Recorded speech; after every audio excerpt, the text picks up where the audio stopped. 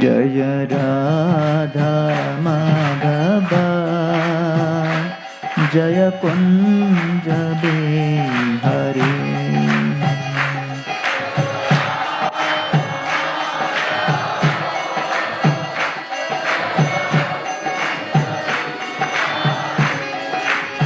जय राधा माधव जय कुंज बिहारी।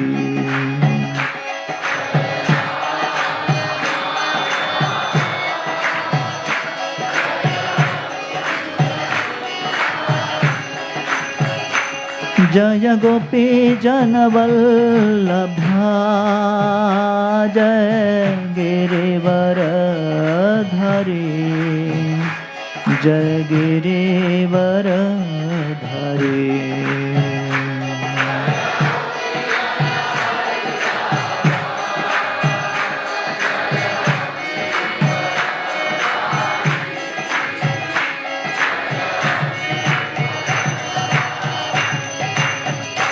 जय यशोदानंदना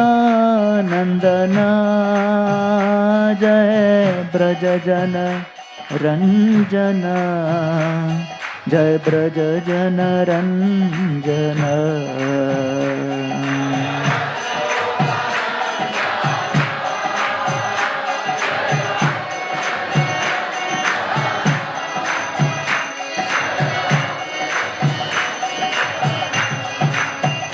जय यमुना तीरवन चारी।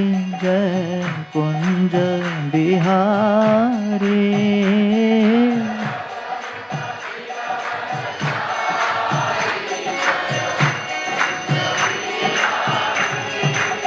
जय यमुना तीरवन चारी। जय कुंज बिहारी।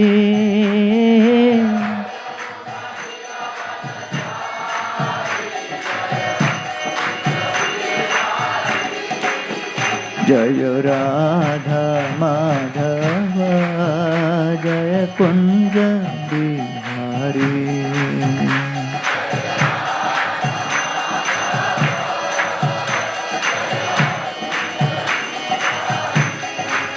जय राधा माधव जय कुंज बिहारी।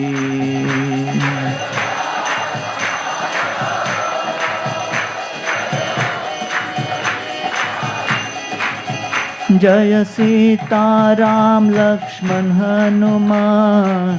सीताराम जय लक्ष्मण हनुमान।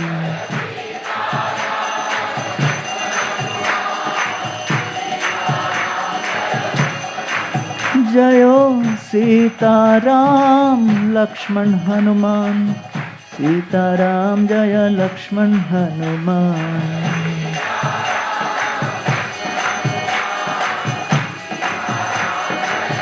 प्रभुपाद प्रभुपाद प्रभुपाद जय प्रभुपाद।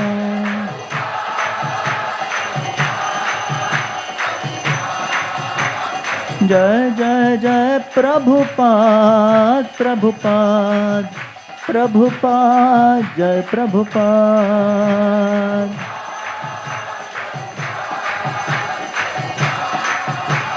निताय गौर हरि बोल हरि बोल हरि बोल गौर हरि बोल।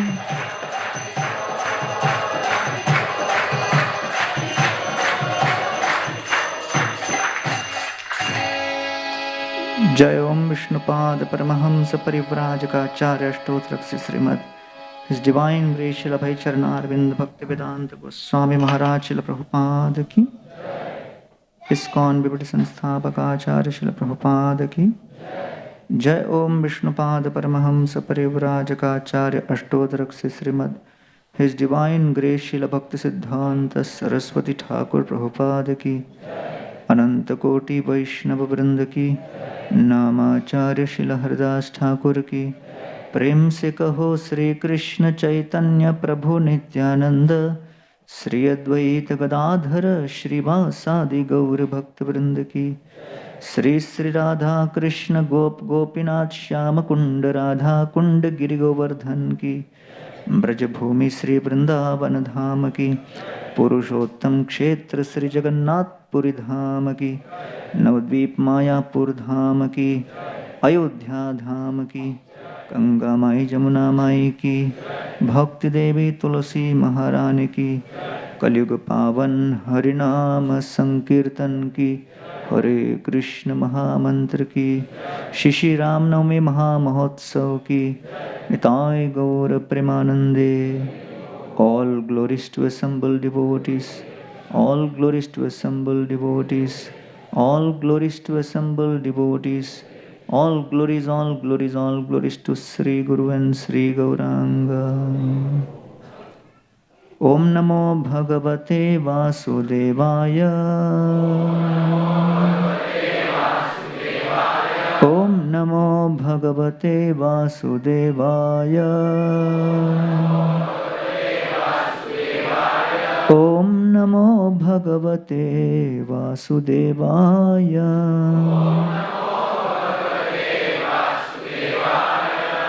Om Ajnanatimirandhasya Jnananjana-shalakaya Chakshurunmilitam Yena Tasmai Shri Gurave Namaha.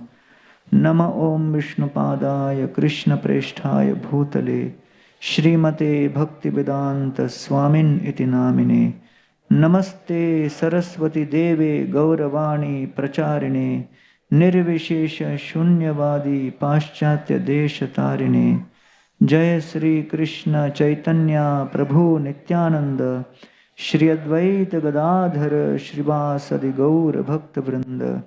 Hare Krishna Krishna Krishna Hare Hare, Hare Ram Ram Ram Hare.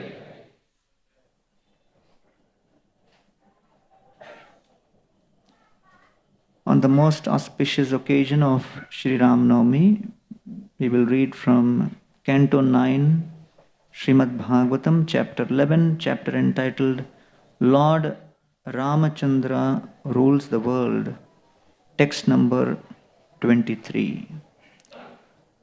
Purusho Ramacharitam Shravanai Upadharayan Andrashamsya Paro Rajan Karma Bandhair Vimuchyate Purusho Ramacharitam Shravanair Upadharayan Andrashamsya Paro Rajan Karma Bandhair Vimuchyate Purusho Ramacharitam Shravanair Upadharayan Andrashamsya Paro Rajan Karma Bandhair Vimuchyate Purusho Ramacharitam Shravanair Upadharayan Andrashamsya Paro Rajan Karma Bandhair Vimuchyate.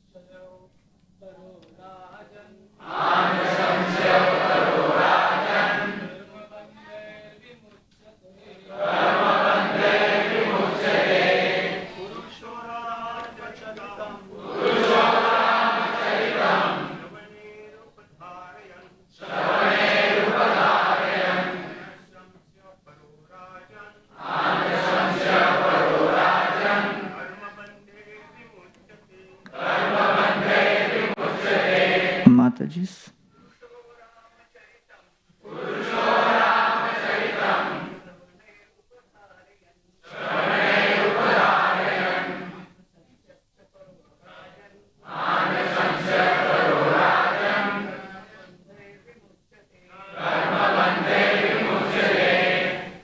Purushaha, any person.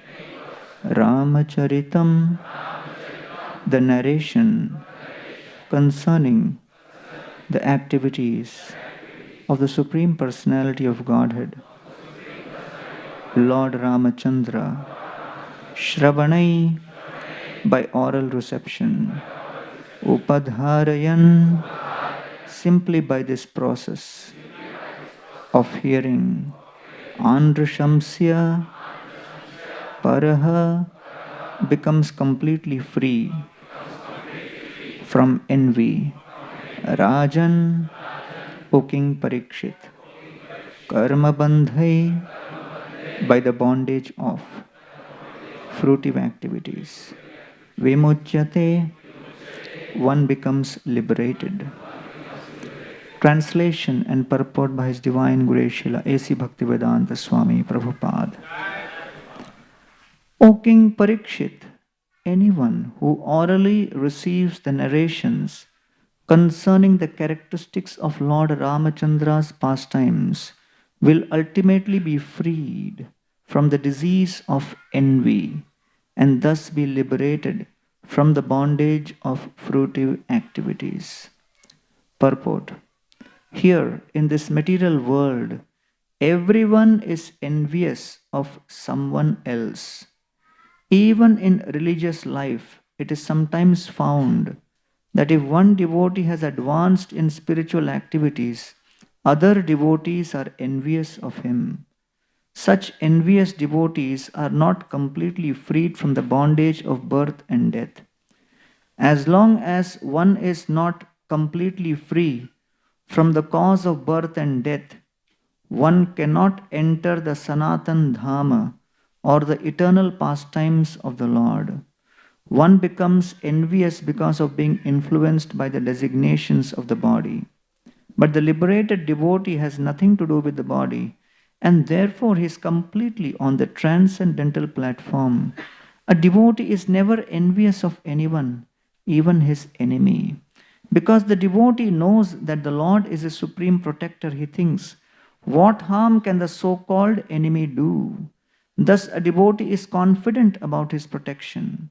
The Lord says, Ye yathamam prapadyante tam stathaiva bhajamyaham. According to the proportion of one's surrender unto me, I respond accordingly.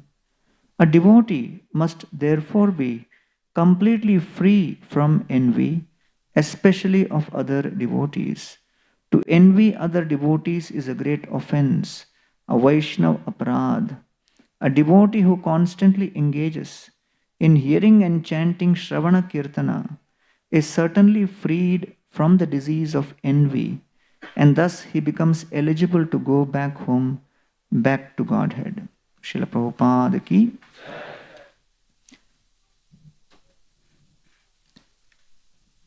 So I humbly welcome all the devotees who have gathered for the most auspicious Sri Ramanavami Mahotsav.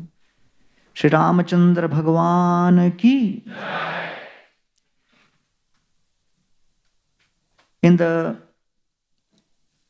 Balakanda of Ramayana, right at the very beginning, there are 16 qualities described about the Supreme Personality of Godhead, Lord Ramachandra.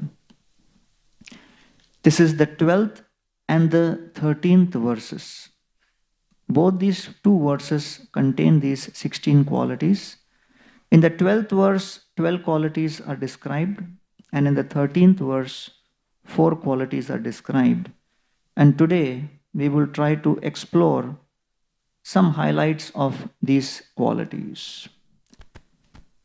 So the first quality which is described is Dharmagya Satya Sandascha Prajanam Chahite Rataha Yashasvi Jnana Sampanna Shuchirvashya Samadhiman Prajapati Samau Shriman Dhata Ripunishudana. So these are 12 qualities described, and we will begin with the first one, which is Dharmagya. Lord Ram is described as Dharmagya, which means one who knows his duties of protecting those who have surrendered unto him. When Ravana was creating havoc in the entire creation, all the demigods, they approached Lord Ram and requested him to appear. So at that point, it is described Lord Vishnu in the ocean of milk makes a condition to these demigods. And he says that I will definitely appear. But if I have to appear, then you also have to perform some austerity. Because bhakti means sarvopadhi vinirmuktam tatparatvena nirmalam. One has to become free from all upadhis or all designations. So if you are coming and praying to me as demigods, then you have to give up those upadhis as demigods and be willing to humble yourself. And the demigod said, yes, we are willing to do anything you say. And Lord Vishnu says, then all of you have to become monkeys. Be part of a Vanara Sena and assist me in that pastime. Then I will appear. So this is the first reason the Lord appears on the request and the prayer of the demigods.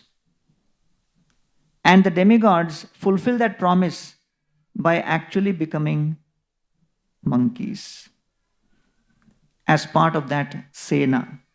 So in human society, it is not considered to be something respectable to be accompanied by a monkey. Nobody will enter a corporate boardroom with a monkey.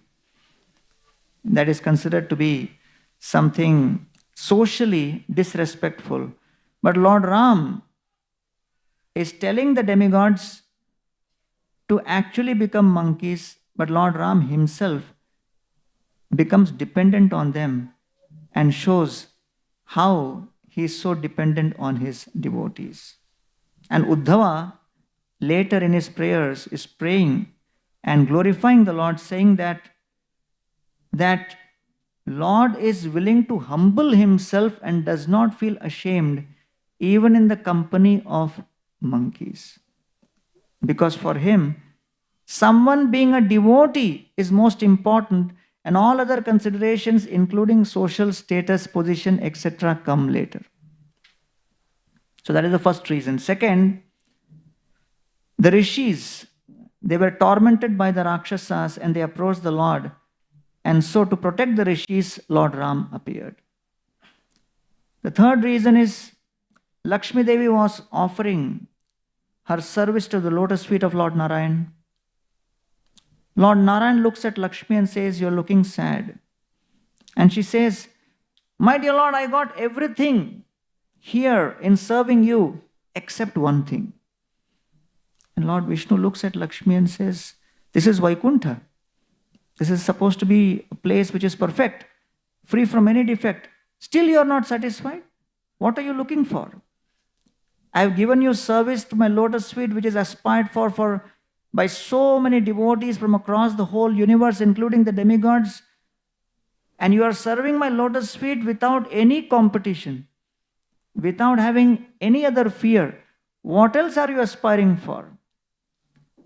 So she says, actually, I am very grateful to you that you have given me the opportunity to serve your lotus feet, but there is one problem. And he said, what problem? And she says, I have everything here in serving you, but I have one unfulfilled desire, that I want to serve you in privacy. So Lord Vishnu says, there is nobody here. You are the only one who is serving me. What privacy are you talking about? And Lakshmi Devi points to the hoods and the eyes of Anantashesh and says, millions of those eyes are looking constantly. as if checking whether I'm doing all right or not. So can we spend some time together alone? Will that be possible? So Lord Ram says, yes, possible, but in human society, in future, so I will definitely appear for that sake. So therefore, when Lord Ram appears, along with Sita Devi, so Sita Devi is actually the personification of goddess of fortune, and Janak Maharaj has kept one competition to win Sita Devi's hand. There is one Mahesh Chapa, or the Dhanush of Lord Shiva, which has come in the family of Janak Maharaj. And anyone who can lift that and string that, he could become Sita Devi's husband. And the reason was that bow of Lord Shiva, Mahesh Chapa, was so heavy that 8,000 powerful warriors had to lift it. And after lifting it, they would walk 2 steps. And after walking 2 steps, they would feel so tired, they had to keep it down and rest for half an hour. Then pick it up again. And then walk 2 steps and they would become tired. That is how heavy that entire bow or Mahesh Chapa was.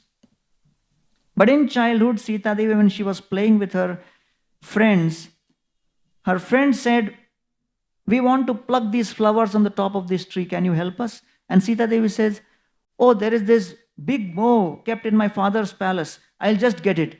And Sita Devi, at the age of 5 years, with her left hand, picks up that bow, goes and plucks the flower and keeps it back. There are 2 ministers who are seeing this. They almost get a heart attack. They go and report to Janak Maharaj, and Janak Maharaj is bewildered and he looks at them and says, are you drunk or what? How is it possible? And then Janak Maharaj gets filled with anxiety. And what is his anxiety? Who will marry Sita? If her arms are so powerful that 8,000 warriors, they become tired after lifting that bow and she is lifting it effortlessly with left hand, whoever marries her, if she embraces him in future, what will happen? Or even if she just caresses like that, the head may split. You never know. So in one sense, the Acharyas mention that Sita had effortless power to smash Ravana. What were 10 heads? She could have plucked each one easily. But she performed this as part of a pastime so that she demonstrates helplessness and arouses within our hearts the feeling that we should pray to her, pray to the Lord to protect, and our emotions get churned for seeking her grace and mercy. So therefore, Lord Ram, in that assembly, when he arrives along with Vishwamitra Muni tells him, Pashya, Vatsa Rama Dhanur Pashya. This bow is kept there. Ram, go and see this. So see this means what? Ramchandra understood. See this does not mean go see and come back and say, I have seen it.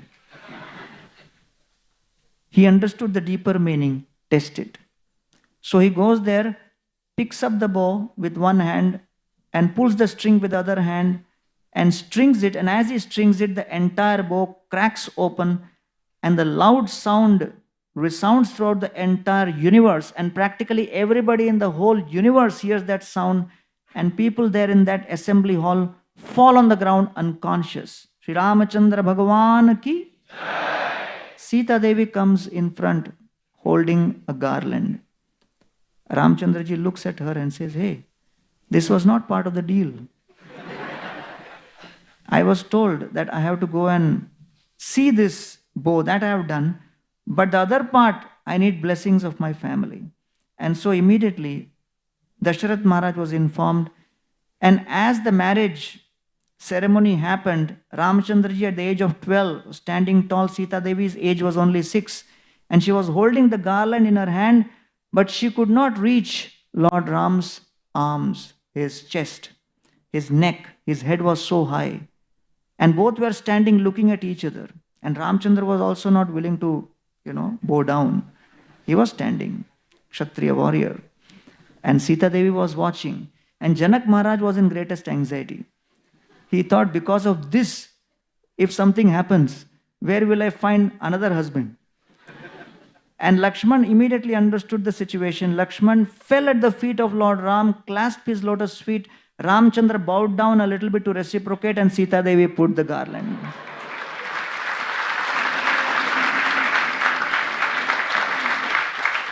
And so, this most auspicious combination of Lakshmi Devi with the Lord, Sita and Ram manifested. But then for the next 12 years continuously, after coming to Ayodhya, Sita Devi saw that Lord Ram is so popular because of his divine qualities, and he's got such an intimate relationship with those who are connected to him, that 24/7 devotees are entering the palace and serving Lord Ram. And then Sita Devi was wondering, and she one day approached Lord Ram and said, "You remember why we came? The original matter was privacy. But you seem to be so popular here, surrounded by your bhaktas and devotees, that it is practically impossible to get one moment of privacy." So Lord Ram understood the message. And that was one of the reasons why he decided to orchestrate the Vanavasa Leela of 14 years. Mantra, all were instrument only. It was Lord Ram's desire that, after the marriage, we have not yet had a proper honeymoon. So let's go for 14 years in the forest resorts and spend some time. So it was all part of the Leela. So this is the third reason he manifested. And the fourth reason is, Lord Brahma, he saw a beautiful deity of Lord Ranganath in the milk ocean, and he prayed to the Lord to manifest in Satyaloka. The Lord Ranganath manifested in Satyaloka, and the kings of Ikshvaku dynasty prayed to Lord Ranganath. And then, at that point, from Satyaloka, they came to Ayodhya. For thousands of years, the deities of Lord Ranganath were worshipped by the various kings of Ikshvaku dynasty. And Dasharath Maharaj himself worshipped for 60,000 years. And then, when Lord Ramachandra was worshipping, and when Vibhishan came, so at that point, actually Lord Ram was thinking, the Lord was thinking, Ranganathji was thinking, so many kings have worshipped me, but they have not been able to please me with the perfection of worship. And the only way I can be pleased with the worship is I have to come myself and worship. And that is the only way I can be properly satisfied, right? One lady was cooking for Srila Prabhupada. Prabhupada was going for a travel. And she was making samosas and packing for Srila Prabhupada. Prabhupada entered the room, entered the kitchen, and then he saw the samosas there and he picked it up and ate. The lady said, "Prabhupada, this is for your journey." Prabhupada said, "So what? Can I not eat before the journey?" No, you can. So Prabhupada ate one more and one more. And the lady, was wondering what's going on. She said, "Prabhupada, how many will you eat?" Prabhupada said, "More than you can make." So Prabhupada was in a very jovial mood. And then this lady somehow thought that, Prabhupada likes my cooking so much. So this is a good opportunity for me to take his review about my cooking. So she said to Prabhupada, "Prabhupada, who's your favorite cook?" Prabhupada said, "Me." So sometimes, you do something, whatever else someone may do does not satisfy. So the Lord tried in so many ways, and the kings of Ikshvaku dynasty were really worshipping to the best possible way, but still there was some gap. And so Lord Ram personally came, and these deities he gave to Vibhishan. Vibhishan brought these deities, and on the way near Srirangam, he placed them down for 9 days of festival, for which he took a break. And at that time, there was a Chola king, Dharmavarman. He prayed to the Lord to stay there. And the Lord agreed to his request. And to reciprocate with Vibhishana, Lord Ranganathji faced the southern direction. And in this way, to reciprocate with Lord Ranganath, also Lord Ram appears, as per the Sri Vaishnava commentators and acharyas. So this is the first quality, dharmagya. Dharmagya means he knows his duties of protecting those who are surrendered to him. Okay. So as we go through these qualities, we will come up with a very interesting conclusion with respect to what do the majority of the qualities indicate. So second, Satyasandha. The Lord is true to his promise. The Lord is true to his promise. And we find that Lord Ram is served by his most dear associates and brothers.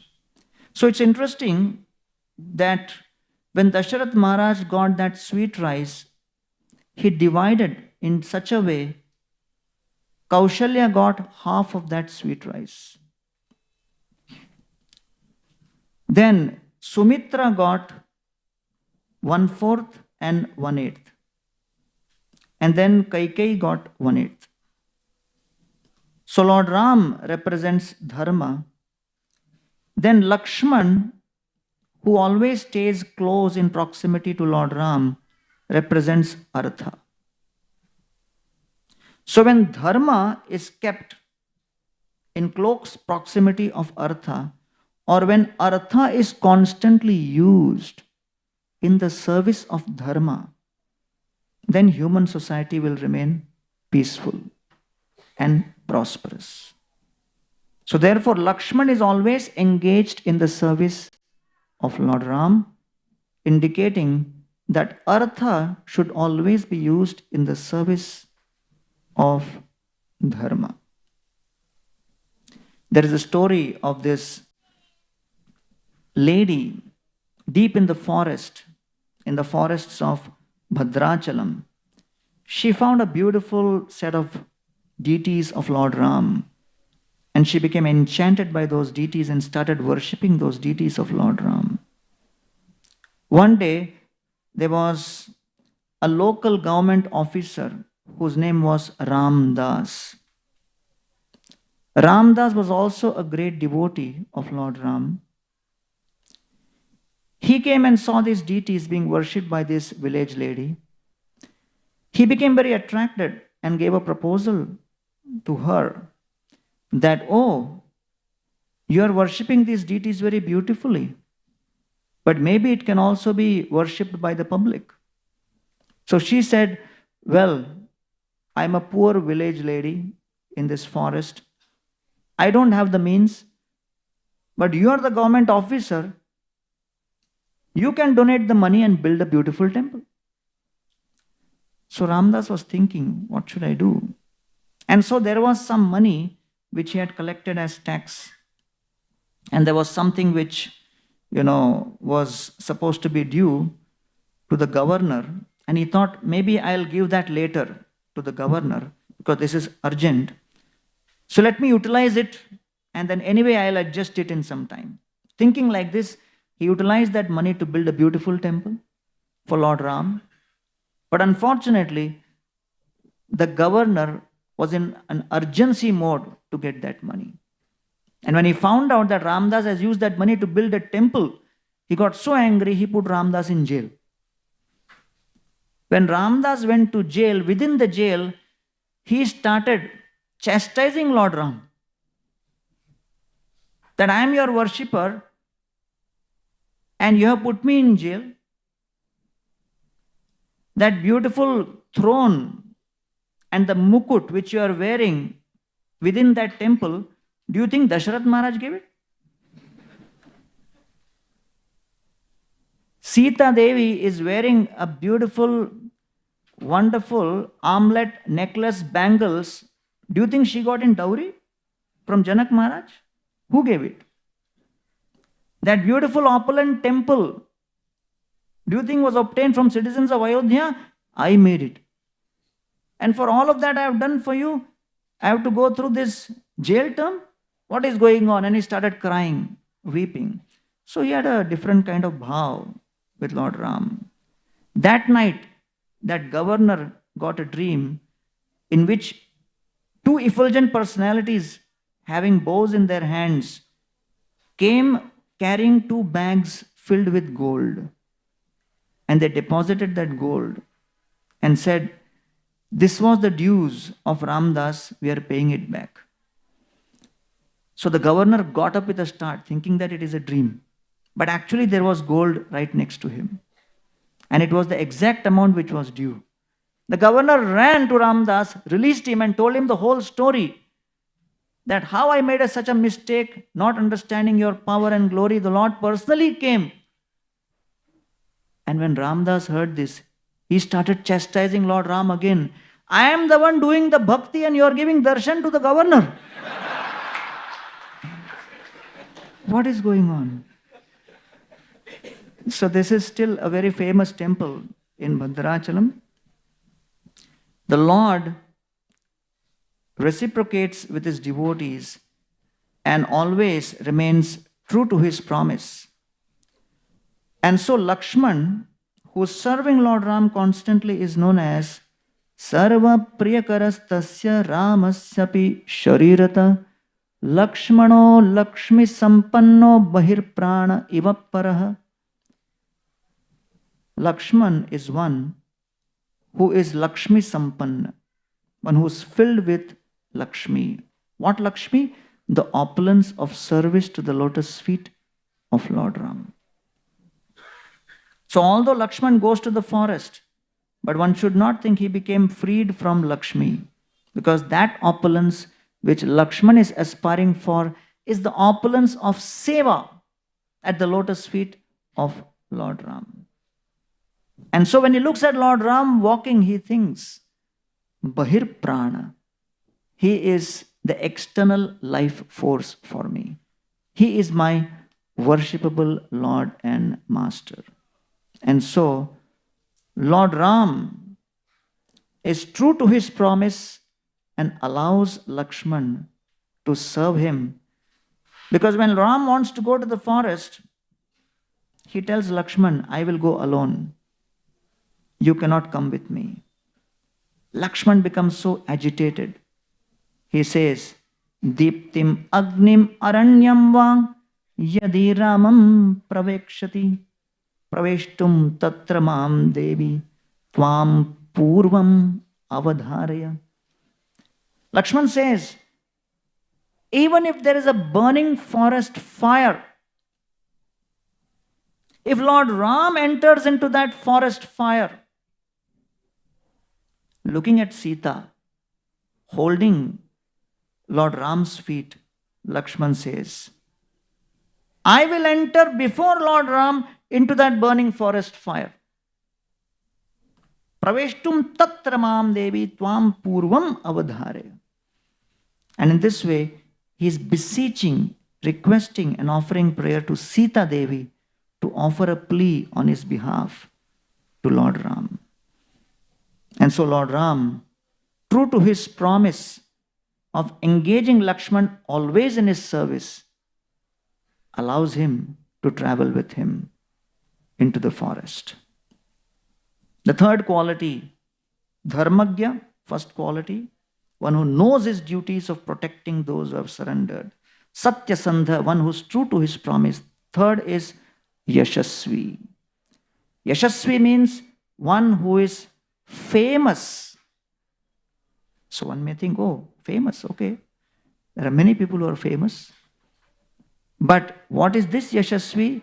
He is famous for protecting those who are surrendered unto him. Those who are surrendered unto him, he is famous for protecting them. So we come to the beautiful episode of Bharat Maharaj. So Lakshman had a track record of serving without any blemish, without any controversy. Bharat Maharaj did not have that luxury because the circumstances under which Kaikeyi conspired and made Dasharath Maharaj banish Lord Ram to the forest, it appeared circumstantially that Bharat Maharaj was also party to that conspiracy. So the Acharyas explain that after the marriage, Bharat Maharaj and Shatrughna went to visit their grandfather in Kaikeya Pradesh. So Bharat Maharaj was not with Ram. So the Acharyas say, whenever you are making decisions in life, make sure that you make decisions in such a way, your priority should be in such a way that you never lose the association of devotees. If you lose the association of devotees or the service to Lord, then various kinds of circumstances will manifest beyond your thought process. So therefore, when Bharat Maharaj came, he was condemned by everybody in the kingdom. He became highly criticized. And when he went to put the fire on the Chitta, Vasishta stopped him and said, you cannot put fire and you cannot perform the last rites of Dasharath Maharaj. Bharat Maharaj said, Ramchandra is not there, I am the next. I have to perform the last rite. Vasishta said, no. Before Dasharath Maharaj departed, Dasharath Maharaj made his last wish clear. And that was, Kaikeyi was responsible for this conspiracy, and Bharat Maharaj is also involved very much in this conspiracy. I do not want a sinful person like Bharat to touch my body. Saying this, Dasharath Maharaj departed. The father departed, cursing and condemning his son. And the son hears this. And the son has no way to reverse this. Because father is gone. He cannot clarify. And he has to live with this heavy burden that my father departed, having serious misunderstanding about my intentions, and I have no opportunity to clarify. Therefore, his name is Bharat. Bharavahi iti Bharata. One who has the ability to tolerate the heavy burden of misunderstanding, accusation, criticisms, and still not lose the enthusiasm to serve Lord Ram. Prabhupada, his servant, made some kachoris and took it to Srila Prabhupada. And Prabhupada looked at the kachoris and said, well, I want to taste these kachoris tomorrow. I want to see if you keep it for 24 hours, how the taste is. So the servant took the kachoris down, went to the kitchen. One Mataji was cooking there. And the servant told this Mataji, I am keeping these kachoris here in the kitchen safely. Make sure nobody takes it. Prabhupada wants it tomorrow. She said, what? You keep some Mahaprasad or Prasadam in the kitchen and you feel it will remain safely? How is it possible? I am busy cooking and don't give this responsibility to me. I cannot take responsibility. He said, no, you only have to take care. He kept it there, he left. Next day he came and he started searching for the kachoris, they were not there. So he became a little upset, told this lady, I told you to keep these kachoris safely. Where are the kachoris? She said, I told you yesterday, don't keep it. Still you kept it. And he said, now what will I go and tell Prabhupada? How will I face him? And this lady was busy cooking. She said, well, you can tell Prabhupada that, cat came to the kitchen and cat ate the kachori. Because she was thinking, anyway, he is going to get chastised. So she was busy cooking. So he went up, came down after meeting Prabhupada. She started laughing at him and said, what did Prabhupada say? And he said, Prabhupada said, whoever said cat has eaten, that person has eaten. So she felt suddenly great shock that how could Prabhupada say that about me? I don't have such an intention at all. How could such a statement be made? And her mind became filled with a huge storm, tornado of the perception of injustice. And then suddenly she controlled herself and said, oh my God, why I am filled with such thoughts, such offensive thoughts? What is the most important principle? What is the most important need at this moment? Prabhupada wants kachori. Okay, forget whatever happened. Cat or rat or whatever.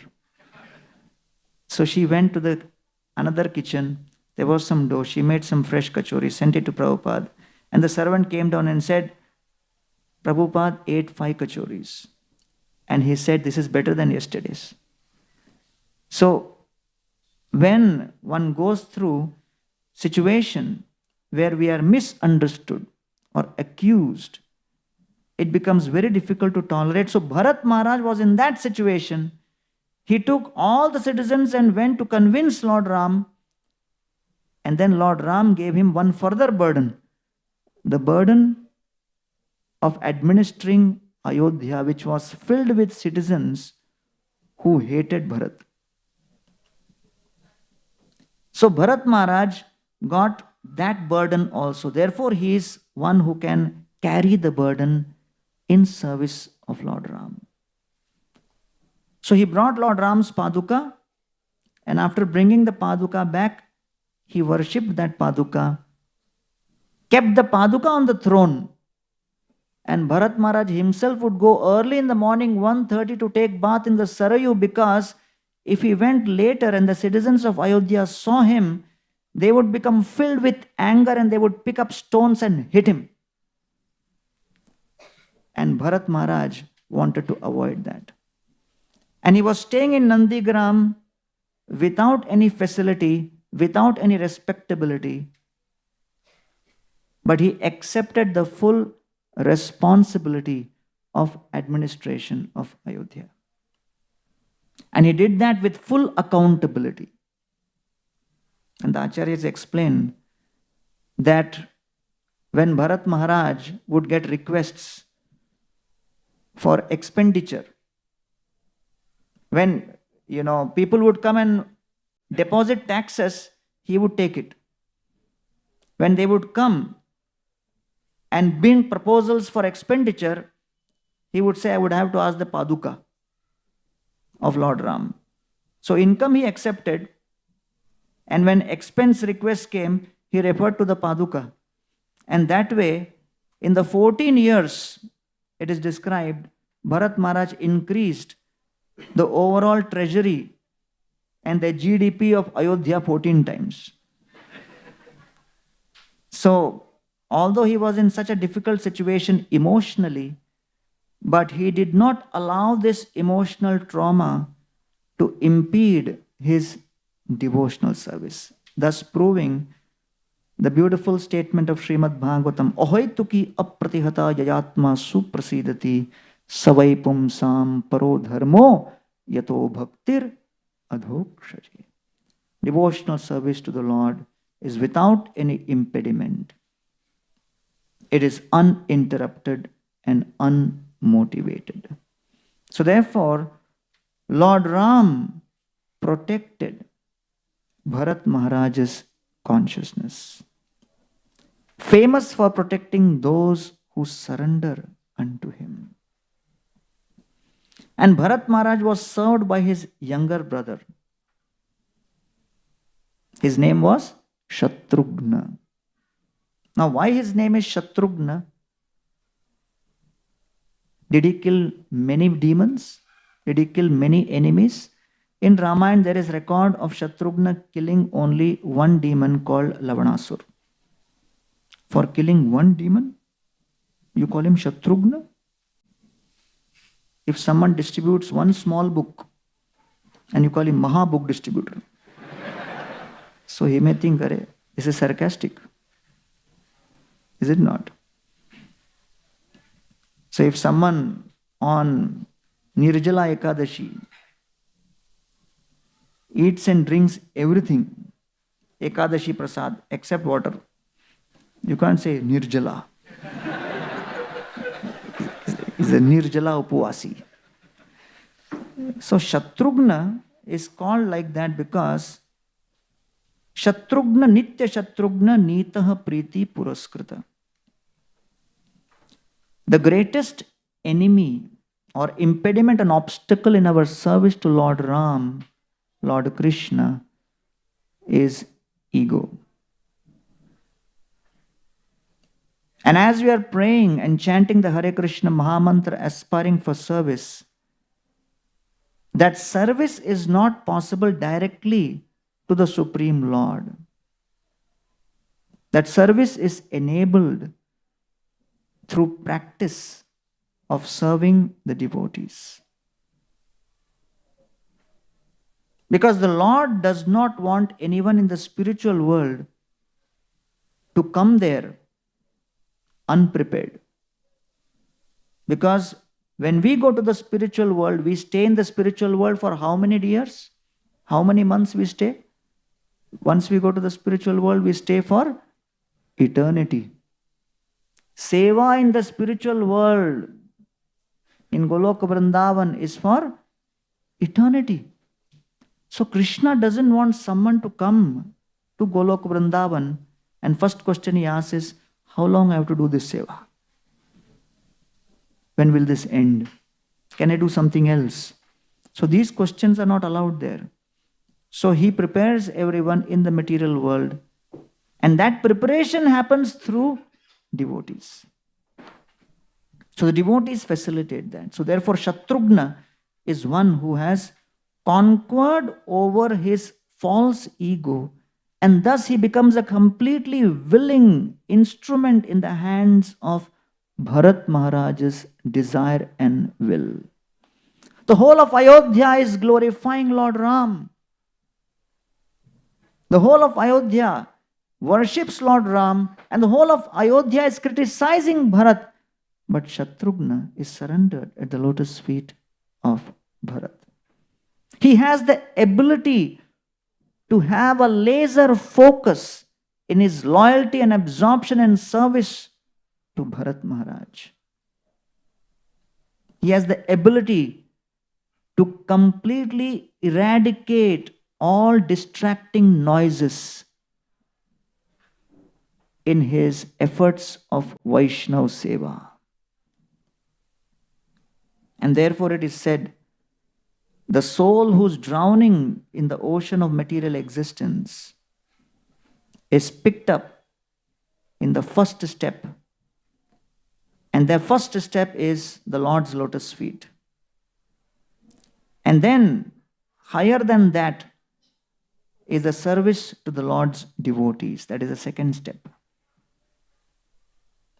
So what is the difference between the first step and the second step? If you fall from the first step, you fall straight into the ocean. Right? The devotees is the first step, and the second step is the Lord. So if there is an offense to the lotus feet of the Lord or some problem, then you fall to the first step, which is the devotees. So the devotees are always there to protect you. So therefore, Shatrughna represents the principle of serving the Lord. And it is said that Krishna is considered to be Karuna Sindhu, ocean of mercy. But still that ocean has one fault.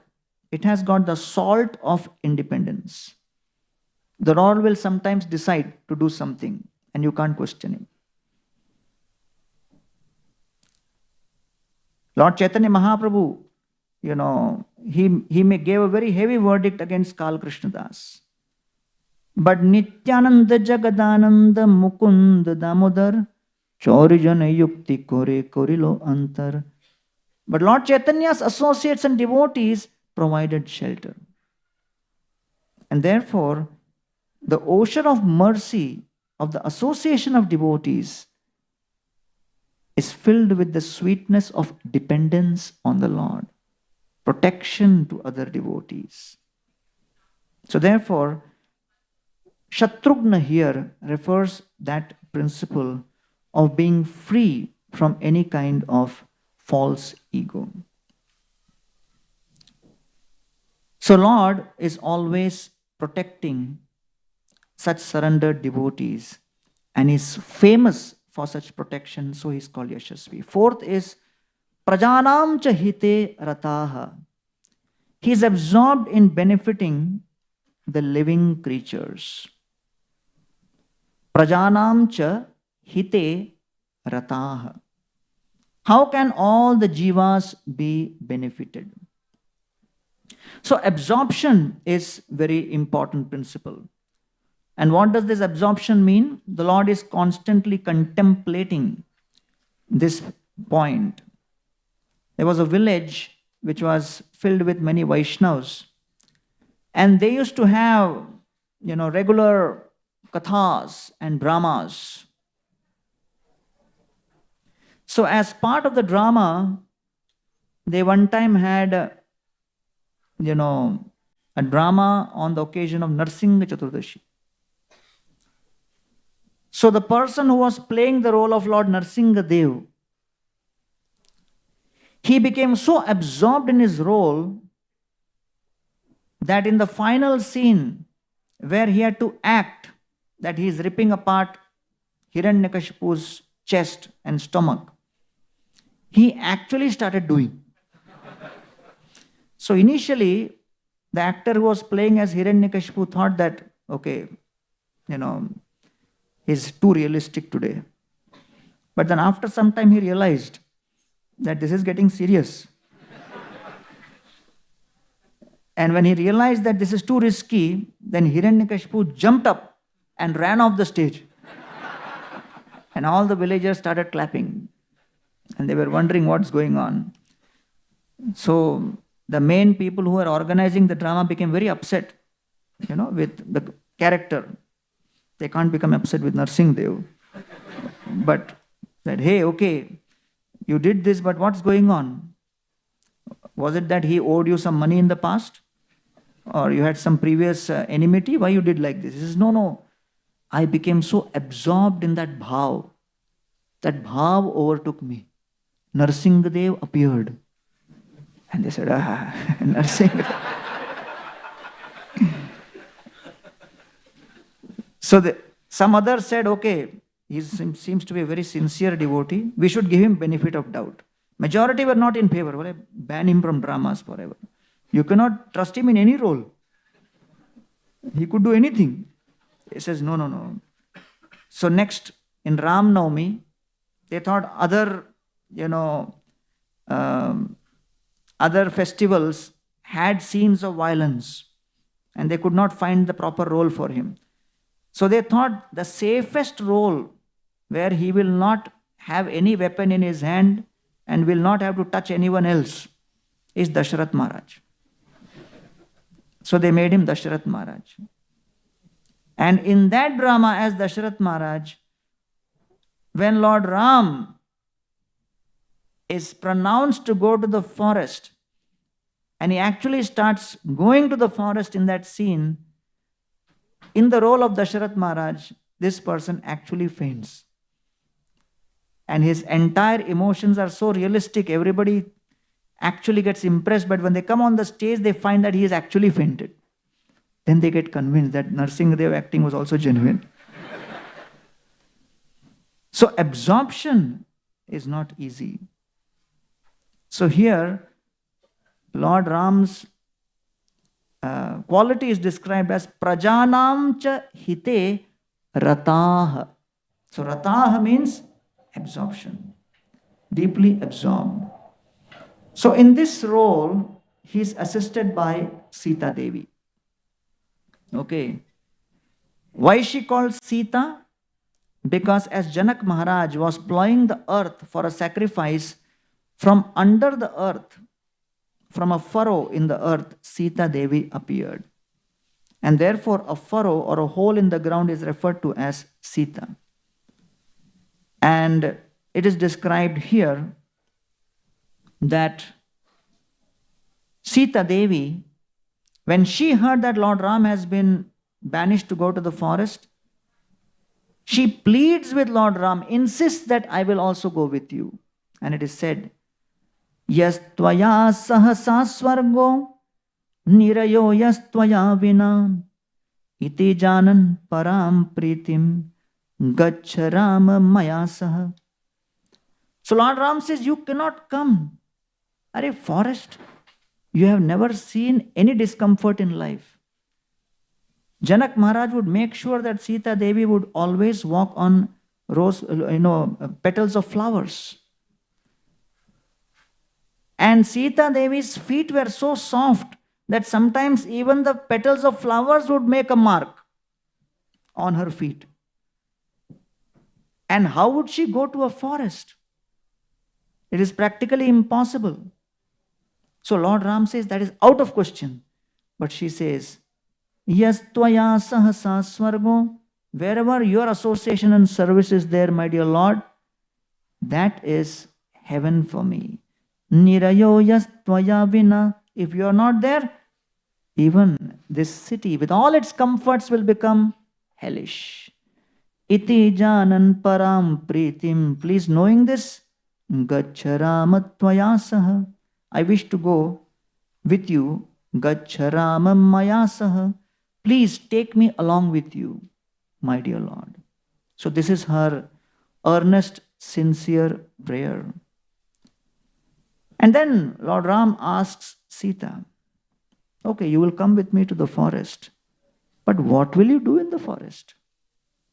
The forest is filled with ferocious demons and animals and this and that, and what will you do?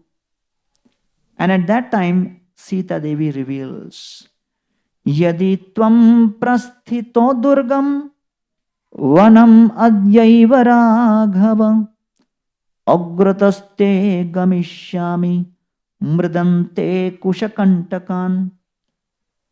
Sita Devi reveals that, my dear Lord, if you allow me to travel with you, yadi tvam prasthito durgam, then what I will do is, I will take the responsibility of removing the obstacles in your journey. How? Agrataste gamishyami, by walking in front of you. And what will I do? Mridante kushakantakan.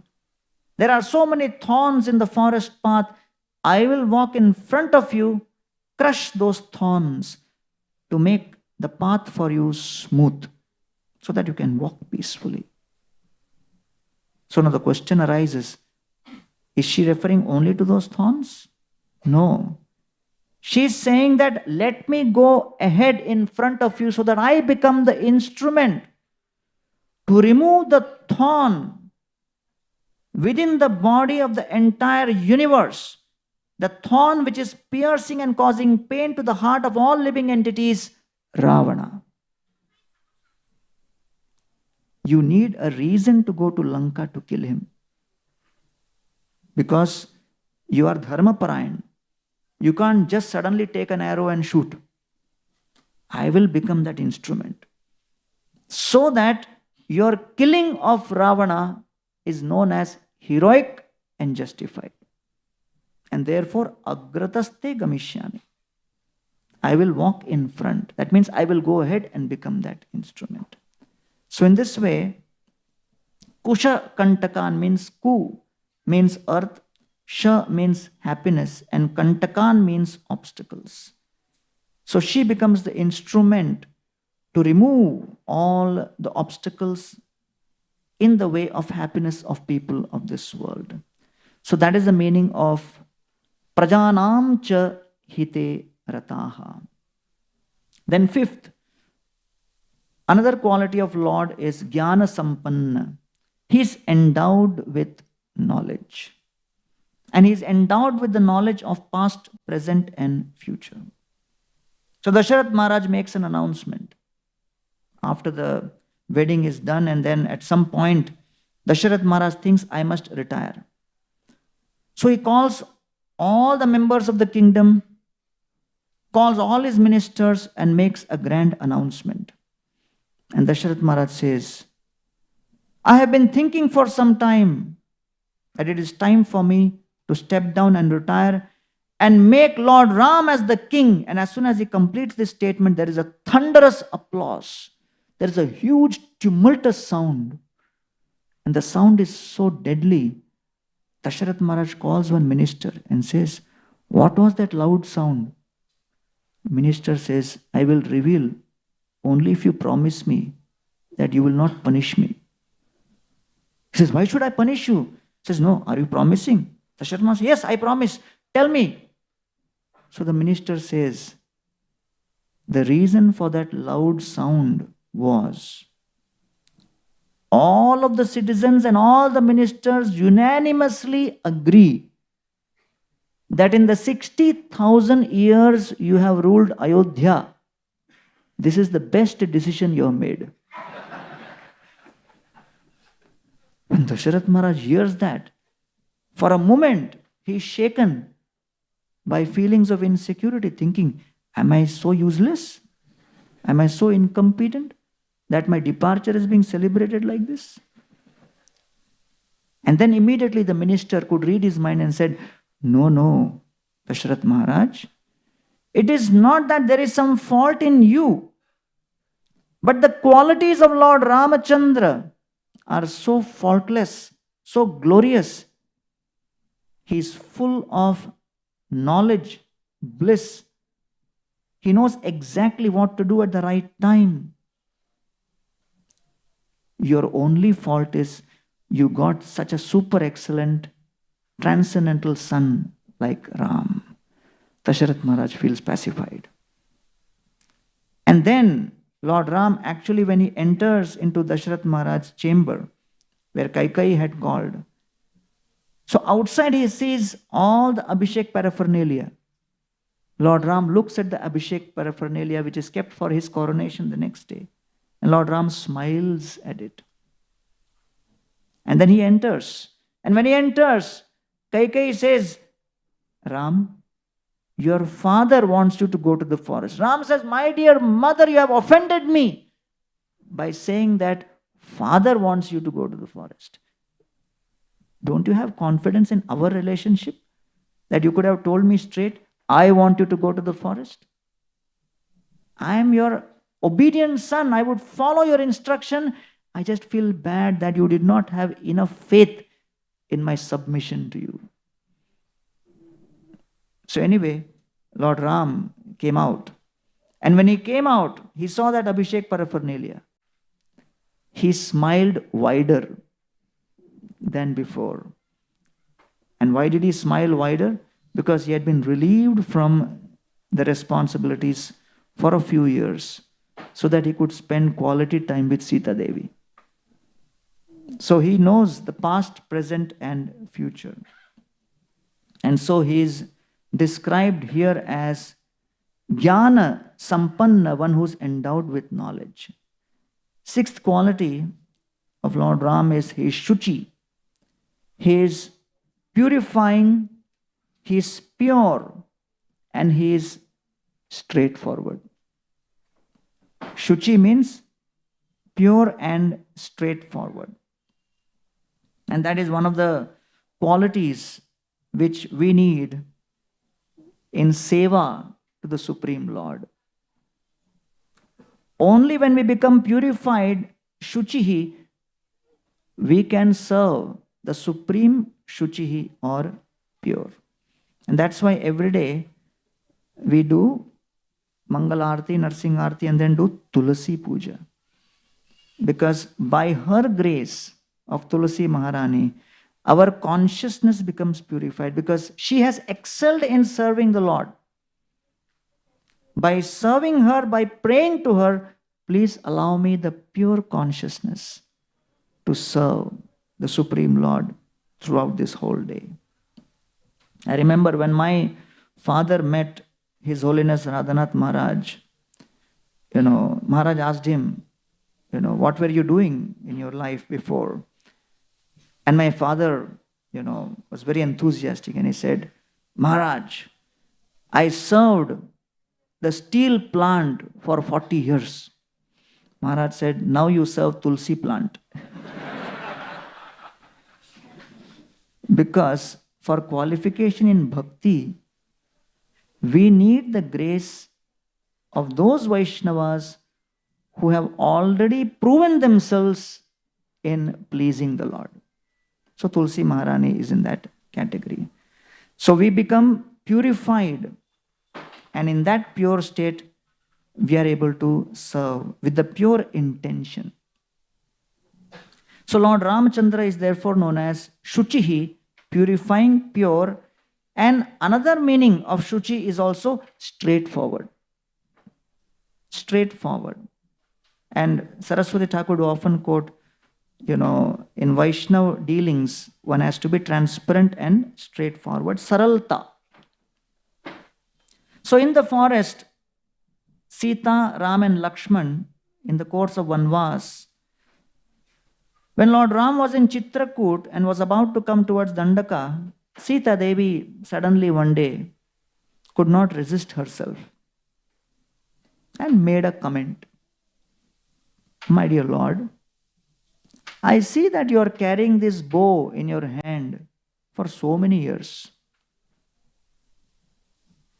I have seen you carrying this bow and arrow for so many years, never seen you use it. Will you ever use it? Or is it just an ornament, huh? So when Lord Ram heard that, for a Kshatriya, to be questioned like that can be quite insulting. But Sita Devi just made a comment, and Ramchandra thought, okay,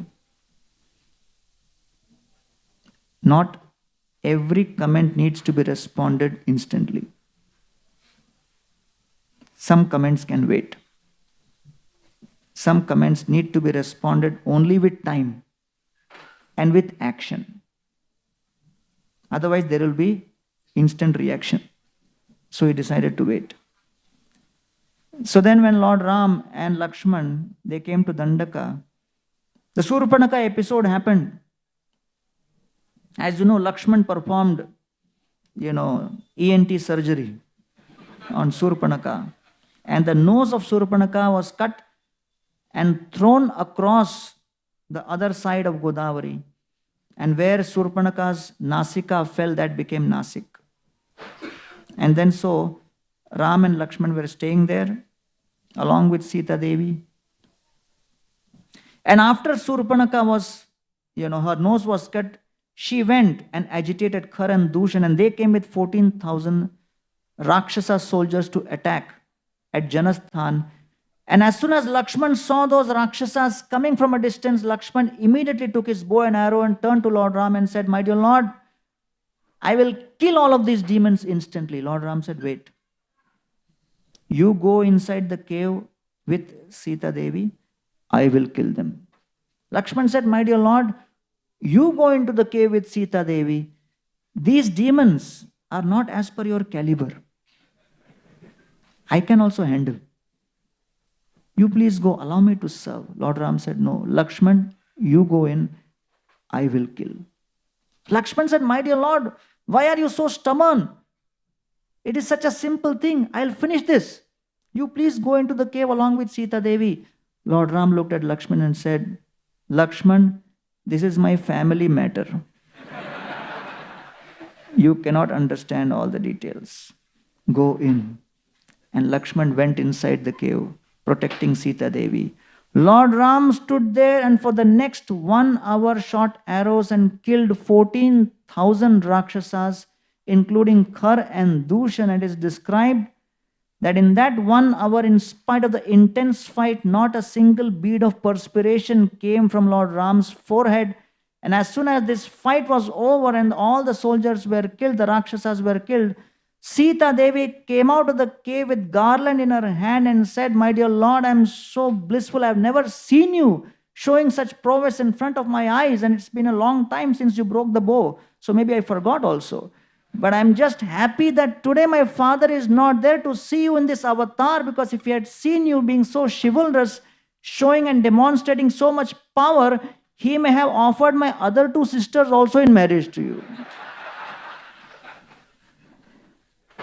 So Lord Ram actually is the purest and the most straightforward. And in fact, towards the end, he tells Sugriva also that Vibhishano va Sugrivo yadiva Ravana swayam. Lord Ram says, I am very straightforward in what my laws are. My protocols are very straightforward. Even if Ravana has come, I am willing to give him shelter. You can go and communicate this. So therefore, Shuchihi. Then, 7th is Vashyaha. Vashyaha means one who is dependent on his devotees. One who is dependent on his devotees. And so, the very beautiful pastime happens in Ramayana, where Hanumanji comes on behalf of Sugriva in the Kishkinda forest and meets Ram and Lakshman. And at that time, Lakshman on behalf of Lord Ram mentions this. Lokanatha puro bhutva Sugrivam natha michhati pita yasya pura yasya sharanyo sharma vatsala. Lord Ram, who is the Lokanatha, he is Dharma Vatsala, but he is aspiring for the shelter of Sugriva. And then he says, Sarva lokasya dharmatma sharanam sharanyam sharanam pura guror me raghavosyoham sugrivam sharanam gataha. That Supreme Lord Rama, who is Sarva lokasya dharmatma, one who establishes principles of religion in the entire universe. Sharanya, one who offers shelter to all. And who in the past has offered shelter to millions of souls. Guror me Raghavo Soyam. That Supreme Lord Ram, Sugrivam Sharanam Gataha, is aspiring to take shelter of Sugriva. So why? Ram has to take shelter of Sugriva. Griva means throat, and Sugriva means one who has a handsome throat. From the throat emanates sound or Shabda. Shabda has 4 levels. Para, which is deep within our, at the end of our nerve ending of our spine. Then Pashyanti, which comes from the navel. Madhyama, which is from the chest. And Vaikhari, that which manifests as audible sound. So therefore, Sugriva, he has 4 ministers. And the 4th minister is representative of the Vaikhari sound, which is Hanumanji. He is a representative of Shabda, because Shabda carries the Artha. And so, Sita Devi has been described by one of the great Vaishnav, Sri Vaishnav Acharyas, Vedanta Desika, through this example, that from one perspective, apart from the fact that Sita Devi is his goddess of fortune, he writes a verse where he says, Sita, if she represents a jiva, when the jiva is absorbed in serving Lord Ram, he is protected. But the moment the jiva gets distracted by the golden deer, Then Ravana, in the form of mind, with the 5 karmendriyas and 5 jnanendriyas, comes and kidnaps that jiva and puts him in the ocean of samsara in the body of Lanka. And when there is a sudden break in relationship, there is uncertainty within the heart of the other person. And Ramachandra is not very sure. Did Sita leave on her own or something happened? So in that midst of uncertainty, when there is a break in relationship, you need a mediator to establish that relationship, because there is not enough confidence that our proposal for a dialogue will be reciprocated by. And therefore, when the jiva has come from the spiritual world to the material world, the Lord realizes there is a serious relationship issue. So we need a mediator. That mediator, Lord Ram sends as his messenger, is Hanumanji, who goes on behalf of Sugriva.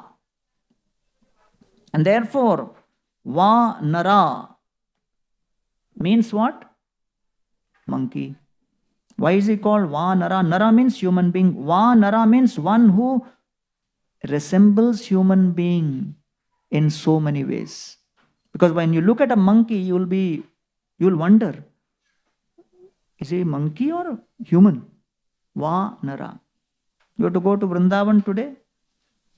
You'll be wearing your spectacles, and monkey will come and perfectly know to take your spectacles away. Don't worry, not here. In Vrindavan only. And then after the monkey takes the spectacle, everybody locally there nowadays, they are recommending you offer the monkey fruity. The manufacturers of fruity never realized there will be alternative market. Right? And they recognize immediately, as soon as you give, they'll throw back. Even when Prabhupada was there, monkey came and took away Prabhupada's shoe. The devotee ran behind with a stick. Prabhupada said, hey, no. You don't know the inner secrets. And Prabhupada took a banana and showed to the monkey. The monkey brought the shoe in front. Prabhupada took the banana closer. The monkey took the shoe closer. And then the banana came closer and the monkey took the banana and kept the shoe. And 2-3 times this happened, and finally the monkey started chewing on the shoe and threw it down. Prabhupada said, just see how he knows how to deal. So Vanara means one who resembles human being. But Vanara also means that pure devotees, advanced Vaishnavas, as described by Chakravarti Pad as Sakshad Haritvena Samasta Shastrai. They appear human, but they are divine. Sushila Sahishnu Shanta Vadanya Gambhir Madhura Bachana Madhura Cheshta Mahadir Sabar Samman Karta Koren Sabar Hit Kautilya Matsarya Himsa Najanita Rachit. Pure devotees who are devoid of any kind of envy, anger, tendency to commit violence, to criticize. They have full control over their senses. When you look at them, externally they appear to be human, but the qualities which they reflect are divine. So they are also called by the Acharyas as Vanara.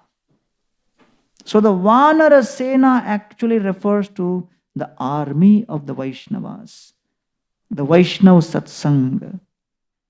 And we need that Vaishnava Satsanga to support the transformation of the consciousness of a conditioned soul in this world. And therefore the Lord depends on this Vanara Sena to reclaim each soul back. And that's the idea why Srila Prabhupada established the Krishna consciousness movement all over the world and spreading of the holy names. Hare Krishna, Krishna Krishna, Hare Hare, Hare Ram, Hare Ram, Ram Ram, Hare Hare. So therefore, when Nityananda Prabhu saw the Harinam Sankirtan at Alarnath, he immediately made a declaration. Dekhi Nityananda Prabhu kahe bhakta gone, irupe nritya age hobe grame grame. Nityananda Prabhu said, this Harinam Sankirtan which has been inaugurated in Alarnath will spread in every town and village across the world. Thus Nityananda Prabhu predicted the arrival of Srila Prabhupada and the establishment of ISKCON all over the world. Srila Prabhupada, in the 70s, 1974 or 75 in New York, they started making case about ISKCON that they are doing brainwashing. So Prabhupada then, one of the points he made was, if you don't know difference between body and soul, there is no brain.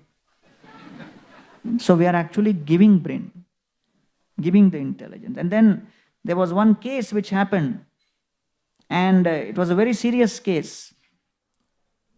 And the devotees asked Prabhupada what we'll do. And Prabhupada said to the president, you only fight the case. He said, how will I fight? Prabhupada said, take my books. And then what do I do? Prabhupada said, speak from the first canto, first verse, Bhagavatam. Next day in the case, speak from the second verse. Third day, speak from the third verse. Convert the court case into Bhagavatam class. The devotee also was so surrendered, he followed. After 1 week, the judge asked, how much evidence more you have? And he said, only few verses or over 18,000 are there total. So the judge called one of his friends who was a divinity professor and said, what do you think about these Hare Krishnas? There is case about it. No, the books of Swami Prabhupada are authentic. They are authentic. And immediately the judge gave a verdict. The Hare Krishna is a bona fide religion. And this newspaper clipping is there in Giriraj Maharaj's book when this verdict was given. So actually, Srila Prabhupada established ISKCON to act as the Vanara Sena, or the army of devotees who would help transform the consciousness of people of this world. So that's the idea of Vashyaha, one who is dependent on his devotees. The 8th quality is Samadhiman. He's absorbed in the thought of protecting his surrendered devotees. He's absorbed in the thought of protecting his surrendered devotees. And this is very, very beautifully evidenced in the pastime of Jatayu. So when Jatayu was, an old eagle, vulture, and when Jatayu saw Sita Devi being dragged by Ravana on the Pushpak Viman, Jatayu cried out, warned Ravana. He did not have sufficient assets of physical strength and youth on his side or weapons. But devotional service does not depend on the quantum of assets. It depends on the depth of intention, the authenticity of one's desires, the intensity of being consistent in one's efforts. And so Jatayu immediately called out and he said, I stand by the truth, O Ravana. I am the king of birds. Ram is the supreme personality of Godhead and he is the benefactor of all living entities. The lady you are carrying is Sita. The king should be protecting the citizens, not attacking the citizens and capturing the citizens and capturing other people's wives and doing this kind of heinous activity. Do not violate the code of conduct given and prescribed for the kings. O Ravana, do not offend Ram. Leave Sita alone. Go your way. I see that you do not like my advice. Don't worry. My age is only 60,000. And I do not have any arms also. You are young, Ravana. You have arms with you. Still, I will challenge this outrage of yours by risking my life. Stay and give me an opportunity to entertain you with the feast of a battle. So the attitude which Jatayu had was tremendous. And therefore, this pastime demonstrates the definition and paradigm of success in spiritual life is not just outcome based, but it is based on how genuine we are in our desire to serve. And that is what Jatayu had. And at this point, Jatayu, in spite of his old age and disabilities, attacked Ravana, scratched him, bit him off, breaks his bow, and he smashes his armor, kills the mule, smashes the chariot. And Ravana is in a difficult condition as Jatayu with his claws is biting off pieces of flesh from his back. But then Jatayu becomes tired due to the old age. Ravana sees the opportunity and takes his sword and cuts off the wings of Jatayu, and ultimately, Hare Krishna. Everything okay? He came in Jatayu bhav.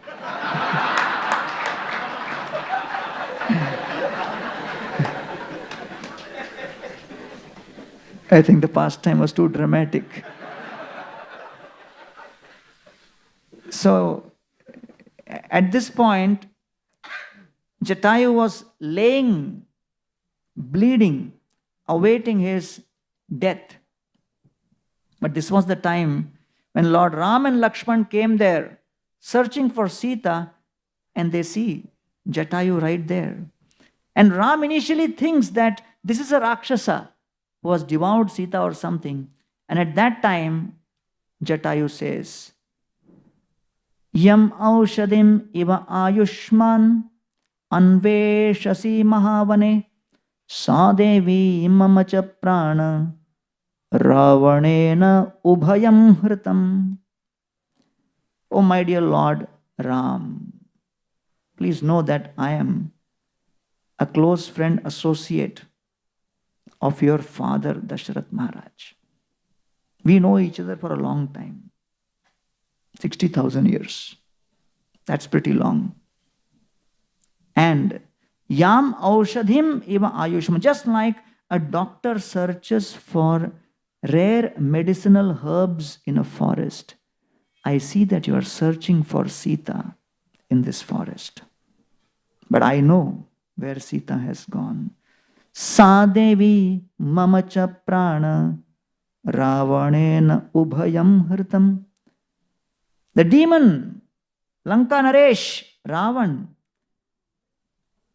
he has taken away Sita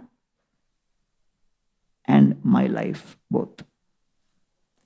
Devi mama cha prana. He has taken away Sita and he has taken away my life. And therefore, this is the situation. So therefore, Ravana has stolen him. I saw him, I attacked him, I was exhausted, then ultimately I was destroyed by cutting off my wings, and he has carried Sita off flying in space. My life is over. But I want you to know that Sita has been kidnapped by Ravana. When Lord Ram hears this, his heart becomes overwhelmed with gratitude. And then Lord Ram turns to Lakshman and says, my dear Lakshman, just see this situation. We could never serve our father Dasharath Maharaj at the last stages. But now looks like our father has come in the form of Jatayu. But what an unfortunate condition I am in. Lord Ram, the husband of the goddess of fortune, gives a beautiful verse describing the twist of destiny and misfortune which can come upon the lives of the most powerful and successful and expert people in this world. Lord Ram says, Rajyad Bhramsho Bane Basa Sita nashto hato dvija idrishya mama Lakshmir nirdahet api pavakam. Lord Ram says, Lakshman, I want you to count the list of my misfortunes and bad luck I have gone through in life. Rajyat Brahmsho, I lost my kingdom. Vanevasa, I had to spend 14 years in this forest. Sita Nashto, and I lost my wife also, the only possession I had in the forest. Hato Dvija, and now this closest well-wisher Jatayu is being killed. Looks like suddenly a period in life has started for me of such bad fortune, such misfortune, where whatever I do, whatever I try, everything seems to fail and get smashed. Idrishyam mama Lakshmi. The kind of misfortune which has come in my life is so intense that nirdahet api pavakam, that even if fire tries to touch me, the fire will get burnt by the heat of my misfortune. Nirdahet api pavakam. So he says that sometimes when people are going through difficult situations, even those who try to help them, they may get affected in that process of trying to help. So Ramchandra is putting himself in that situation and speaking a very Siddhanta Poshak shloka, which is filled with very deep Siddhanta. And at that time, Jatayu mentions, when Lord Ram embraces him, that the moment where Ravana has stolen Sita, that moment is known as Vindam. And when anyone steals something in that moment of Vindam, that object will be retrieved. So therefore, Jatayu, although personally in a hopeless condition, bleeding to death, is consciously trying to give hope to Lord Ram by saying, that moment when Ravana stole is Vindam, recovery of a stolen object at that moment is guaranteed. That is the Vaishnava's heart. He's only concerned how I can give hope to Lord Ram. He's not thinking I'm losing my life. He's only conscious Ram has lost Sita and he needs to be hopeful. That's the consciousness of Jatayu. And in this way, Jatayu leaves his body. Lord Ram praises Jatayu for his virtue, righteousness, courage, friendliness, trustworthiness, and tells Lakshman, we could not perform our father's funeral. Let us perform the last rites. And he says, Yagatir yagya shilanam ahitagnescha yagatir apara vartinam yascha bhumi pradayinam. Lord Ram tells Lakshman, whatever destination you get by performing charity, austerity, sacrifices, I am going to now send Jatayu to that abode, to the spiritual world, by my power. Gridra Raja Mahasattva, the king of vultures, I consider to be Mahasattva, purest in consciousness. Samskritascha Maya Vraja. I will send him there by performing this samskara. So Lord Ram has been performing his human-like pastimes, but in this pastime he cannot stop himself from revealing his Bhagavata, by revealing his supremacy as the transcendental absolute personality of Godhead. Because to send someone to the spiritual world is the prerogative of the Supreme Lord himself. So this is an excellent part of this pastime where the beautiful characteristics demonstrated by Lord Ram in protecting his devotees is demonstrated. So that is known as Samadhiman, or he's absorbed in the thought of protecting his surrendered devotees. Then the ninth quality is described as Prajapati Samaha. Prajapati Sama means he's equal to the Prajapati to protect the universe. He's equal to the Prajapati to protect the universe. Right? And so, Lord Ram, he has a choice when Sita Devi has been kidnapped. But Prabhupada mentions specifically in the purport of the 9th canto Bhagavatam, from where we took the verse, that he is absolutely committed to show the right example.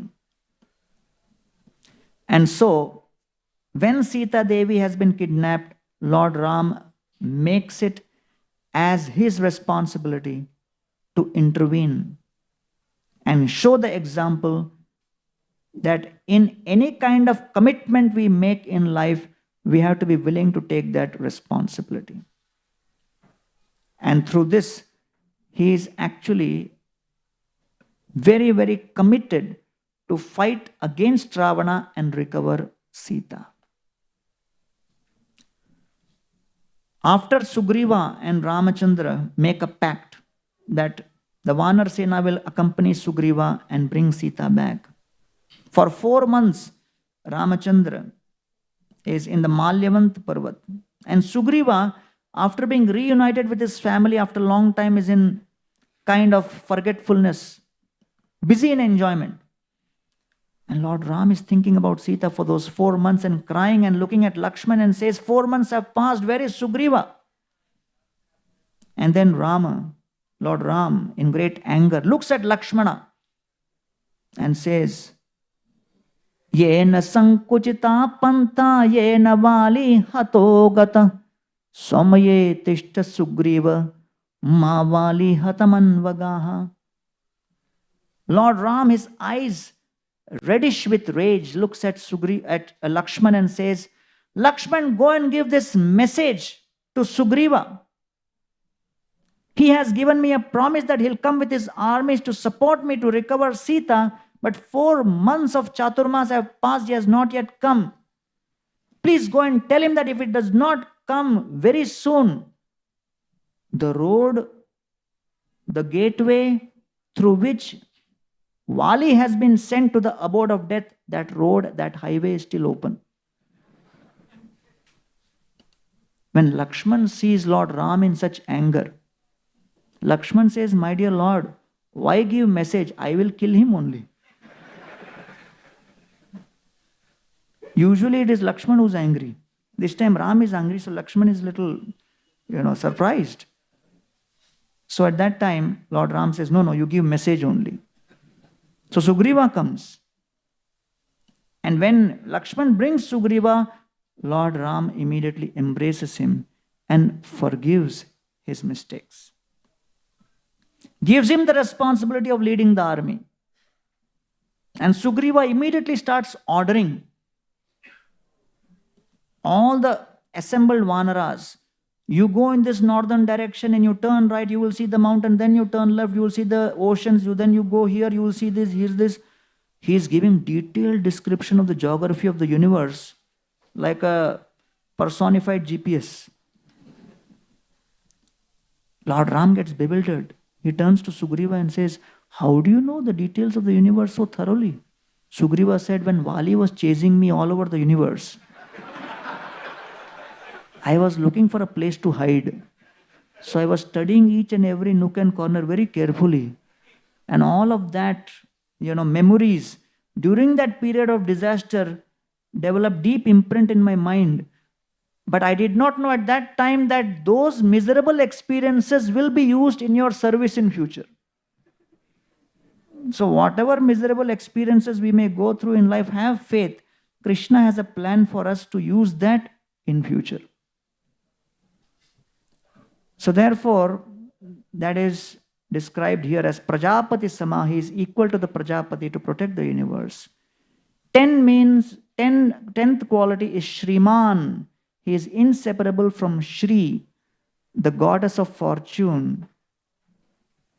And 11th is Dhata, one who nourishes his devotees. King Kulashekar Alvar was such a devotee absorbed in Lord Ram's pastimes. He was always meditating. He would feel so nourished by the Lord's pastimes that when one of the Kathakars, he spoke about how Khar and Dushan were attacking Lord Ram, Kulashekar Alvar became agitated. He got up in the middle of the Katha, took his sword, jumped on the horse and told his soldiers, I am going to support Lord Ram, because he has to fight 14,000 soldiers. And the ministers looked at each other. They were bewildered. They didn't know what to do. And he actually started moving in the horse.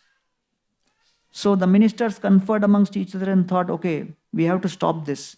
So as per their plan, as Kulashekar Alvar was driving on his horse, from the opposite direction, the Prime Minister came. And then Kulashekar Alvar said, what is the news? And the Prime Minister said, well, the battle is over. Lord Ram killed all the 14,000 soldiers. Sita Devi is safe. Lord Ram is safe. He has given message, you can go back to palace. Kulashekar Alvar came back to the palace. So the ministers decided, we have to make sure that no pastime should be spoken which will agitate him like this. And it will create trouble for us. So the regular Kathakar was given instruction and he followed it. But one day he was not feeling well. He sent his son. The son did not have this job description. Handover did not happen properly. So the son, he spoke about how Ravana came and kidnapped Sita and took her to Lanka. King Kulashekar Alvar became so agitated, he jumped on the top of his horse and with a sword in his hand, he drove so fast that nobody could catch up. He came near the ocean and jumped into the ocean. Lord Ram personally came, lifted him and brought him back and said, I am so pleased with your devotion that at the end of your life, I will personally come and help you cross the ocean of samsara. So that is Dhata, one who nourishes his devotees. And 12th is Ripu Nishudanaha. Ripu Nishudana means one who destroys the obstacles of his devotees.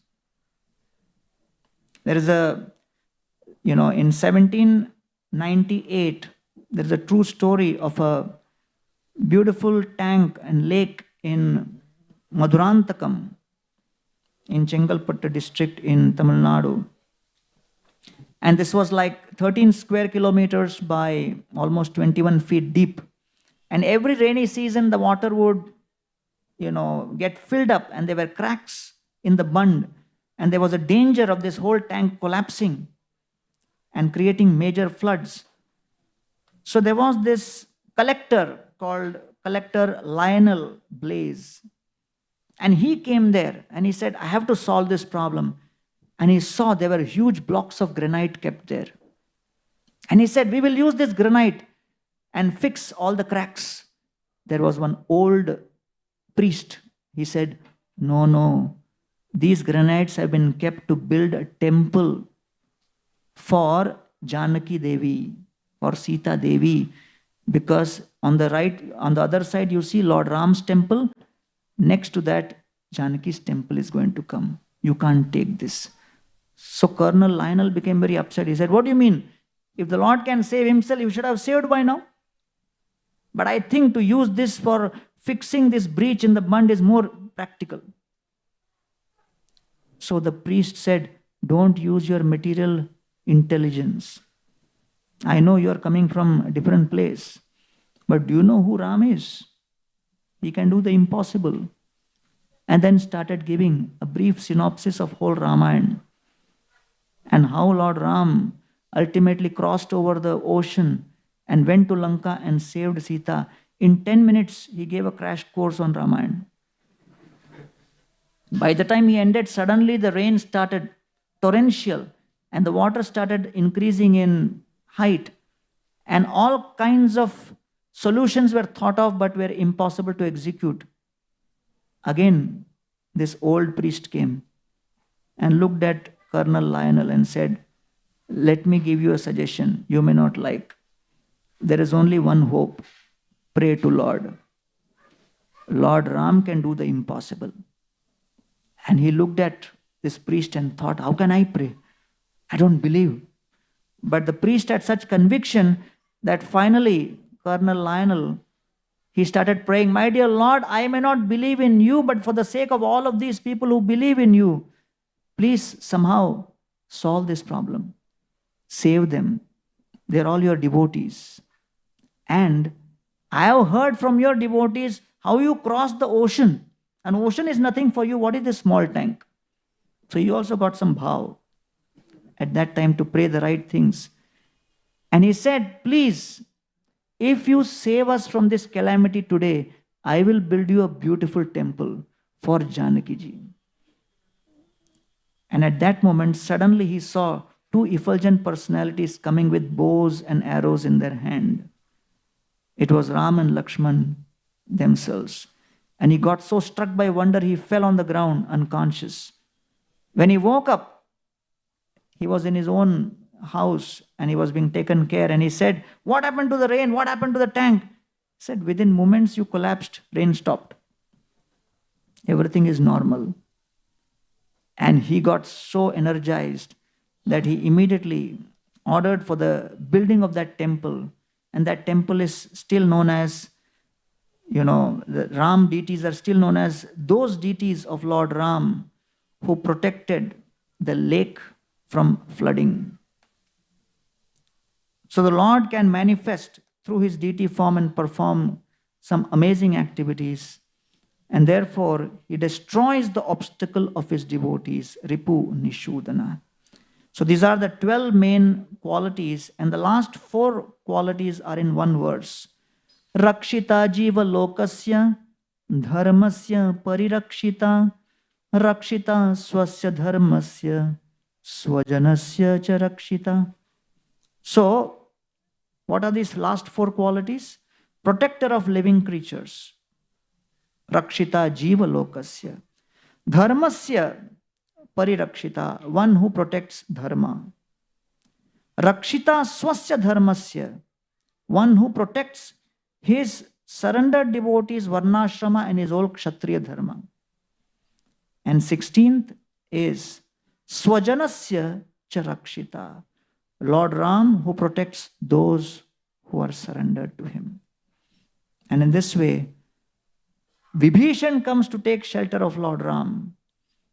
And when Vibhishan comes, he chants in front of Sugriva, Sarva loka sharanyaya Raghavaya Mahatmane Nivedayat mam kshipram Vibhishanam upasthitam.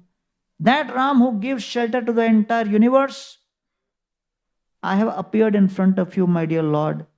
Please accept my shelter. Please give me shelter and accept my Sharanagati kshipram, instantly, quickly. Because I don't know tomorrow or next moment my desire to surrender may change. Vibhishan is standing in front of you, and he was surrounded by 4 ministers who represent the 4 limbs of Sharanagati. Akinchanatvam, a devotee feels I have nothing. Ananyagatitum, devotee feels I have no other shelter. Saralta, the devotee has faith in the Lord's transparency and Shakti. The devotee has faith in the Lord's supreme power that he will grant me shelter in any circumstance.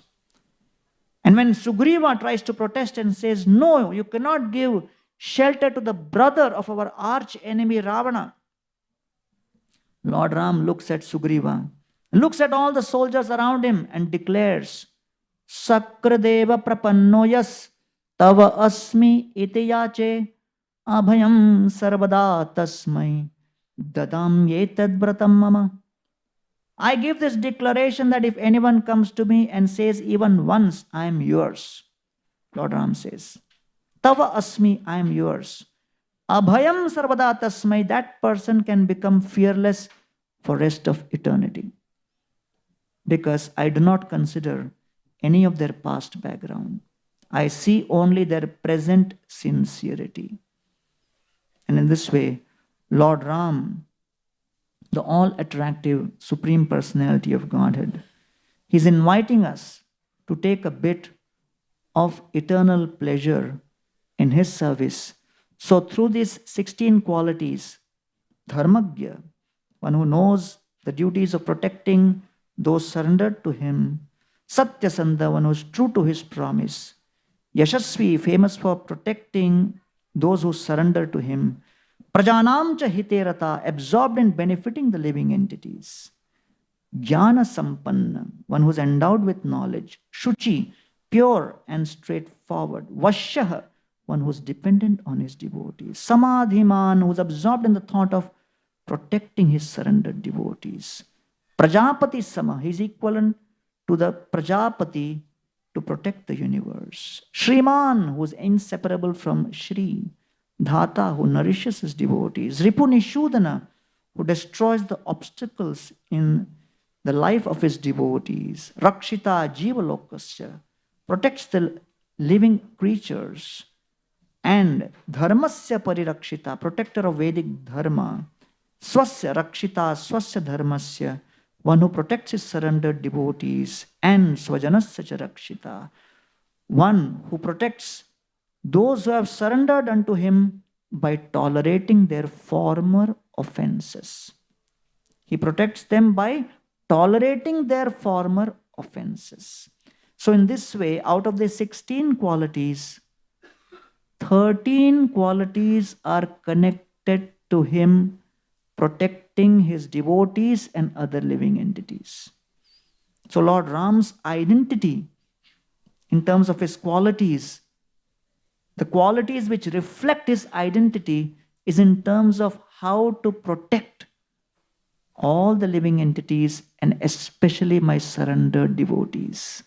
And only 3 qualities where, he's mentioning in this series is Shuchihi, Prajapati Samaha, Shriman, and in this way Jnana Sampanna. So Jnana Sampanna, Shuchi, and Shriman.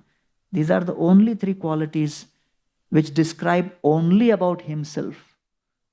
But 13 other qualities are all related to the devotees. So we can imagine what an important and inseparable asset the devotees are to the heart of Lord Ram. And therefore understanding the preciousness of the assets of the Vaishnava Sangha and the Vaishnavas, how careful we should be in treating the Vaishnavas, serving the Vaishnavas, dealing with the Vaishnavas. And as Chaitanya Charitamrita says, Vaishnavera gunagrahi na dekhaye dosh, kaivane vakye kore Vaishnava santosh. And trying to see the good qualities in the Vaishnavas and not seeing the fault, serving them and pleasing them. That seems to be the sure shot way to enter into the heart of Lord Ram, as we have analyzed or tried to analyze in a very insignificant way the 16 beautiful qualities described in the 12th and the 13th verse of the first chapter of Valmiki Ramayana. Our gratitude to His Divine Grace Srila Prabhupada for clarifying the process of bhakti by translating these books in the English language and establishing International Society for Krishna Consciousness. Let us pray on this occasion of Ram Navami at the lotus feet of Srila Prabhupada to give us authenticity in our intention to practice bhakti, consistency in our efforts, and intensity in our practice of bhakti, so that we are able to perform devotional service at the lotus feet of Shri Shri Sita Ram Lakshman Hanumanji, Shri Shri Radha Krishna, all the Vaishnavas without committing any offenses, and be grateful for this opportunity we have been given to be in the association of devotees, to be in the association of Srila Prabhupada's books, his society, and his wonderful disciples. Let us also offer our prayers for the long life and health of all of Srila Prabhupada's disciples, who have given so much of their lives to sacrifice, to give all of us Krishna consciousness all over the world through different temples, thanks to their efforts and sacrifice.